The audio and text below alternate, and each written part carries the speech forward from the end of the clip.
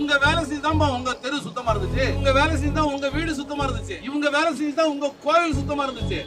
உங்களுடைய அழுக்குகளை சுமந்தவங்க இன்னைக்கு நடுத்தருல நிக்கிறாங்கன்னா யாருமே கூப்பிட்டு பேசலன்னு சொன்னா இது நல்லதே இல்லை. போராட்டத்துக்கு தீர்வு காண்றதுல நீங்க பேச்சுவார்த்தை நடத்துங்க. இல்லப்பா இப்படிதான் ஆயிடுச்சு, பிரைவேடைஸ் பண்றோம், நான் அவனே உங்களை எடுத்துக்க சொல்றோம், போறேன் வரேன்னு நீங்க சொல்லுங்க. நிறைவேற்ற முடியலங்கிறது ஒரு தீர்வு வந்துதான் ஆகணும். இனிமே தனியார் மயமாக்கலை ஏற்கவே முடியாது. இந்த மாதிரி எங்களெல்லாம் தனியார்கிட்ட ஒப்படைச்சிட்டு ஏதோ ஆந்திராக்காரன் ஒப்படைக்கிறீங்க. அப்புறம் தமிழர்கள் சொல்லி மீசிய முறுக்கத்துல என்ன இருக்கு, என்ன நியாயம் இருக்கு? பணத்தை சுரண்டதுன்னா உனக்கு ஆந்திராவும் பிரச்சனை இல்லை, யூபியும் பிரச்சனை இல்லை, யாரா இருந்தாலும் பிரச்சனை இல்லை.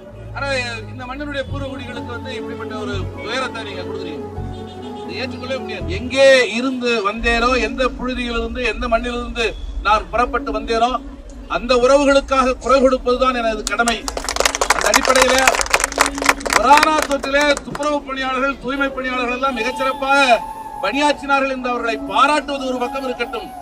அவர்களுக்கு பணி நிரந்தரமே கிடையாது, பணி பாதுகாப்பே கிடையாது.